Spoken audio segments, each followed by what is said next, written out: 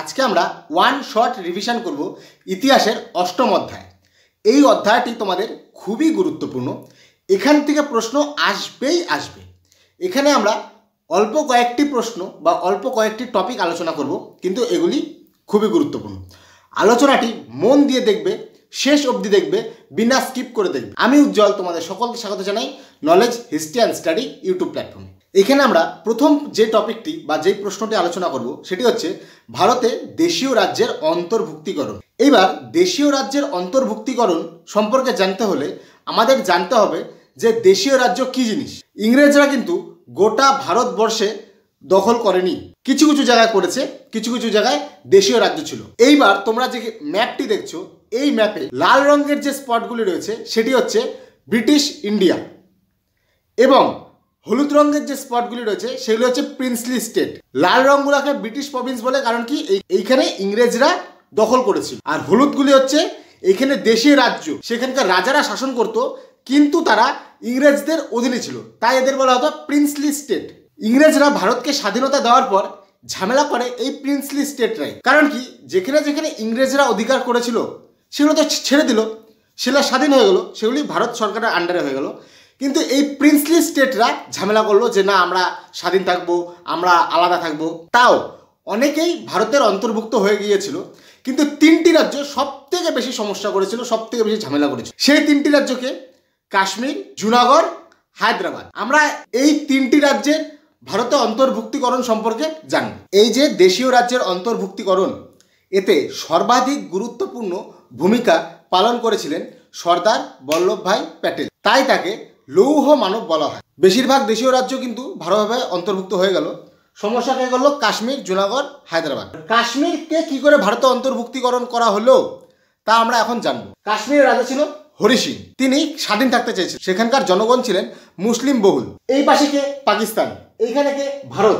এবার কাশ্মীর বলে যে না, আমি স্বাধীন থাকবো। ভারত ওকে বারবার বললো যে ভাই, তুই আমাদের মধ্যে অন্তর্ভুক্তিকরণ করে নে, নাহলে তুই সমস্যায় পড়বি। বলো না, আমি একাই। এবার পাকিস্তান কি করলো? এই দিক দিয়ে নিয়ে জঙ্গি ঢুকানো শুরু করে দিল। এইবার কাশ্মীরের রাজা হরি সিং দেখলো যদি আমি ভারতে অন্তর্ভুক্তিকরণ না করি আমাকে জঙ্গি নিয়ে নেবে। তখন হরি সিং কি করলো? জওয়াহরলাল নেহরুকে ফোন লাগাইলো যে দাদা, আমাকে বাঁচায় নেন। তখন সর্দার বল্লভভাই পটেল বললো না, বাঁচাবো একটা শর্তেই। কি করতে হবে? ভারতে অন্তর্ভুক্তিকরণ চুক্তিতে স্বাক্ষর করতে হবে। বলে ঠিক আছে, চুক্তিতে স্বাক্ষর করলো। যেই ভারতে অন্তর্ভুক্তিকরণে হরি সিং স্বাক্ষর করলো, তখনই সর্দার বল্লভভাই প্যাটেল ভারতীয় সেনা এখানে এন্টার করে দিল। এবার ভারতীয় সেনা যখন এন্টার করলো, তার আগ অব্দি পাকিস্তানরা এতটা দখল করে নিছে, কিছু কিছু হাত থেকে ছিনায় নিল, বাকিটা এইভাবে দখলটা করে নিল, ওটা ছাড়াইতে পারলো না। এই বাকি কাশ্মীরের অংশ, এটাকে বলা হয় POK, অর্থাৎ পাক অকুপাইড কাশ্মীর, যাকে অনেকে আবার আজাদ কাশ্মীর বলেও বলে, কিন্তু অ্যাকচুয়ালি এটা ভারতেরই অংশ POK, এবং কাশ্মীর ভারতের অন্তর্ভুক্তিকরণ হয়ে গেল। এইবার আমরা জানবো জুনাগড়ের ভারত অন্তর্ভুক্তিকরণ সম্পর্কে। আমি একটা বোঝানোর জন্য একটা ম্যাপ আঁকাইছি ভারতের। ম্যাপটা জঘন্য থেকে অতি জঘন্য হয়েছে আমি জানি, কিন্তু জাস্ট বোঝানোর জন্য আমি এটা আঁকাইছি, যাতে তোমরা বুঝতে পারো কোন জায়গাটা ভারতের কোন জায়গায় অবস্থিত। এটা POK, পাকিস্তানে অবস্থিত। এবার জুনাগড় কোথায়? গুজরাটের কাথিয়াবাড় জেলায়। মনে করো এটা গুজরাট, ঠিক আছে, এই জায়গাটা গুজরাট, এটা গুজরাট। এইখানে এই জুনাগড়ে যে দেওয়ান ছিলেন তিনি ছিলেন শাহনওয়াজ ভুট্টো। তার বংশধর পাকিস্তানে এখন আছে, ঠিক আছে, সেখানকার পলিটিক্যাল লিডাররা। এই শাহনওয়াজ ভুট্টো পাকিস্তানে যোগদানের পক্ষপাতী ছিলেন, কিন্তু জুনাগড়ের যে জনগণ, সেই জনগণ ছিলেন 80% হচ্ছে হিন্দু, তারা ভারতে যোগদানের পক্ষপাতী ছিলেন। কিন্তু তারা দেওয়ানের বিরুদ্ধে যাবে কি করে? তারা বিদ্রোহ করে দিল, প্রজা বিদ্রোহ করে দিল। এবার দেওয়ানের সেনাবাহিনী প্রজাদের বিদ্রোহ দমন করতে লাগলো। এবার ভারতীয়রা সেখানে সেনা পাঠাইলো। এইবার ভারতীয়রা যখন এন্টার করলো, সর্দার বল্লভভাই প্যাটেল তখন বললো এবার ভোটের মাধ্যমে জানা যাবে যে সেখানকার জনগণ ভারতে যোগদান করতে চায় না পাকিস্তানে যোগদান করতে চায়। যদি তারা পাকিস্তানে যোগদান করতে চায় তাহলে তারা পাকিস্তানে যোগদান হবে, তাহলে জুনাগড় পাকিস্তানে চলে যাবে। আর যদি তারা ভারতে যোগদান করতে চায় তাহলে জুনাগড় ভারতে যোগদান করবে। ততক্ষণে কিন্তু শাহনওয়াজ ভুট্টো দেশ ছেড়ে পালাই গেছে, মানে জুনাগড় ছেড়ে পালাই গেছে। এবার ভোটাভুটি হলো, ভোটাভুটিতে জুনাগড় কোথায় আসলো? ভারতে যোগদান করার সহমত পোষণ করলো। তখন জুনাগড়কে ভারতের অন্তর্ভুক্তিকরণ করে। এই হচ্ছে জুনাগড়ে ভারত অন্তর্ভুক্তিকরণ। তোমরা কিন্তু এইভাবেই লিখবে, প্রজা বিদ্রোহ, তারপর শাহনওয়াজ ভুট্টো পালাই গেল, ভোট হইলো, ভোটে যে জুনাগড় ভারতে অন্তর্ভুক্তিকরণ হলো। এবার আমরা জানবো হায়দ্রাবাদ রাজ্যের অন্তর্ভুক্তিকরণ সম্পর্কে। এখন আমরা সাহায্য নেব এই ম্যাপে। ভারত যখন 1947 সালে স্বাধীন হলো, তখন হায়দ্রাবাদের নিজাম ছিলেন উসমান আলী, এবং হায়দ্রাবাদের 80% জনতা ছিল হিন্দু। এই উসমান আলী না পাকিস্তানে যোগদানের পক্ষপাতী ছিলেন না ভারতে যোগদানের পক্ষপাতী ছিলেন। তিনি স্বাধীন থাকতে চাইছিলেন। এটা কি করে সম্ভব? হায়দ্রাবাদ কোথায়? আমাদের এইখানে। এবার এইখানে এইটা হচ্ছে হায়দ্রাবাদ রাজ্য। এবার এইখানে বলে তিনি স্বাধীন হায়দ্রাবাদের পতাকা লাগালেন। এটা কোনো দিক দিয়ে সম্ভব? দেশের মাঝখানে আরেকটা দেশ, চারদিক দিয়ে বর্ডার। ভারত কত কত দিক দিয়ে হচ্ছে নিজেকে সুরক্ষিত করবে। এইদিকে বর্ডার, এইদিকে বর্ডার, এইদিকে বর্ডার, এইদিকে বর্ডার, সারা জীবন কি যুদ্ধই করে যাবে? তখন জওহরলাল নেহরু এবং সর্দার বল্লভভাই প্যাটেল নিজামকে বললো যে ভাই তুই আমাদের ভারত ভুক্তির চুক্তিতে স্বাক্ষর করে নে। বলে না, আমি স্বাধীন থাকবো। বলছে নাহলে কিন্তু তোর কপালে দুঃখ আছে। বলছে যা হবে দেখা যাবে। এইবার এই নিজামের আন্ডারে এক নেতা ছিল, নাম ছিল কাশিম রিজভি। তিনি জিহাদ ঘোষণা করেন। জিহাদ ঘোষণা কি করে? বাহিনী তৈরি করে, যার নাম রাজাকার। এই রাজাকার বাহিনী কি করলো? এরা সব মুসলিম ছিল, অমুসলিমদের ধরে হায়দ্রাবাদে তালিলা চালাইলো, নির্মম অত্যাচার। এটা যে জিহাদ ঘোষণা করলো। যেই হায়দ্রাবাদে এরকম হিন্দু নিধন চলছিল, তখন ভারত সরকার নিজামকে এক চরম পত্র পাঠায় যে আপনার রাজ্যে এগুলা বন্ধ করুন, নাহলে কিন্তু আমরা স্ট্রিক্ট অ্যাকশন নিব। এই নিজাম ওটা পাত্তাও দিল না। তখন জওহরলাল নেহরু জেনারেল জয়ন্তনাথ চৌধুরীকে হায়দ্রাবাদে পাঠালো এবং হায়দ্রাবাদে অপারেশন পোলোর মাধ্যমে হায়দ্রাবাদকে ভারতের অন্তর্ভুক্তিকরণ করা হলো। এইভাবে হায়দ্রাবাদ ভারতের অন্তর্ভুক্ত। এই ছিল কাশ্মীর, জুনাগড়, হায়দ্রাবাদের অন্তর্ভুক্তিকরণ সম্পর্কে আমাদের আলোচনা। আমি যদি তোমাদের বলি যে ভারত সম্পূর্ণভাবে 1947 সালে স্বাধীন হয়নি, তাহলে তোমরা এখন কি বলবে? যে দাদা তুমি কি পাগল হয়ে গেলা? ভারত 1947 সালে স্বাধীন হয়নি। ছোটোর থেকে আমরা তাই পড়ি, 15ই আগস্টে আমরা স্বাধীনতা দিবস পালন করি। তাই তুমি কিভাবে বলতেছো ভারত 1947 সালে সম্পূর্ণ স্বাধীন হয় নাই? হ্যাঁ বলতেছি, ভারত সম্পূর্ণ স্বাধীন হয়েছে 1961 সালে। কারণ কি, 1947 সালে তো ইংরেজরা স্বাধীনতা দিয়েছিল। ইংরেজরা যেই রাজ্য দখল করছিল সেই রাজ্য ছেড়ে চলে গেছে, ইংরেজরা স্বাধীনতা দিয়েছিল। কিন্তু ভারতে কি খালি ইংরেজরাই আসছিল?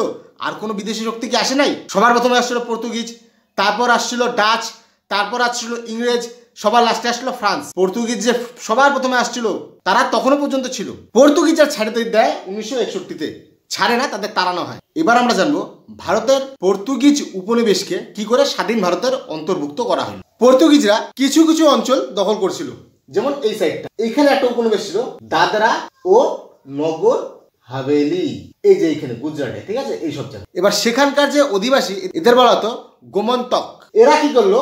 এদের বিরুদ্ধে বিদ্রোহ করে দিল, পর্তুগিজদের বিরুদ্ধে বিদ্রোহ করে দিল এবং এই দাদরা ও নগর হাভেলি দখল করে নিল। এবার পর্তুগিজ তো ছেড়ে দেওয়ার পাত্র না। পর্তুগাল সরকার এদিক থেকে এসে এখানে ইন্টারফেয়ার যেই করতে গেল, ভারত সরকার তাদের বাধা দিল, বলে এটা আমাদের রাজ্য, তোমাদের এখানে কোনো গল্প নাই। এবার পর্তুগিজদের সাথে ধামাসান যুদ্ধ হইল। সেই যুদ্ধে পর্তুগিজদের দৌড়ায় মারলো এবং দাদরা এবং নগর হাভেলি ভারতের অন্তর্ভুক্ত হইল। কবে হইল? 1961-তে, ঠিক আছে। এরা বিদ্রোহ করছিল 1954-তে। পর্তুগিজদের ঘাঁটি ছিল গোয়াতে, মেন ঘাঁটি ছিল। গোয়া পর্তুগিজরা ছাড়তে চায় নাই, কিন্তু গোয়ার যে জনগণ তারা পর্তুগিজদের বিরুদ্ধে বিদ্রোহ শুরু করে দিয়েছিল এবং এই বিদ্রোহে 22 জন পর্তুগিজরা মারা যায়। এবার পর্তুগিজ থেকে সৈন্য এসে তারা বিদ্রোহ দমন করতে যায় এবং ভারতীয় সেনারা তখন এখানে গোয়াতে এন্টার করে জয়ন্তনাথ চৌধুরীর নেতৃত্বে এবং পর্তুগিজদের দৌড়ায় মারে। পর্তুগিজরা পরাজিত হয় এবং পর্তুগিজরা যেই দিক দিয়ে আসলে এই দিক দিয়ে উল্টা পথে দৌড় মারে। গোয়া ভারতে অন্তর্ভুক্ত হয়। এটা হয় কবে? 1961-তে। এবং ফাইনালি 1961-তে সম্পূর্ণ ভারত বিদেশি শক্তি মুক্ত হয়, ঠিক আছে।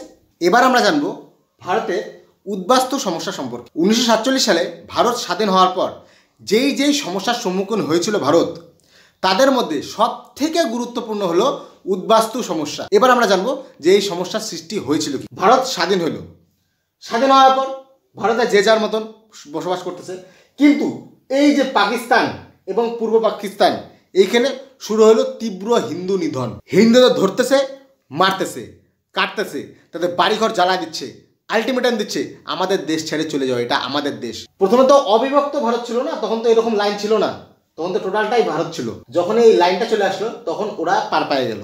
ওরা বললো এটা আমাদের দেশ, তোমরা তোমাদের দেশে চলে যাও। মুসলমানদের হবে পাকিস্তান, হিন্দুদের হবে হিন্দুস্তান। এবার এখান থেকে ওরা মাইগ্রেট হওয়া শুরু করলো। কোথায়? বেশিরভাগ এই পাঞ্জাব এরিয়াতে, ঠিক আছে, এইসব পাঞ্জাব এরিয়াতে।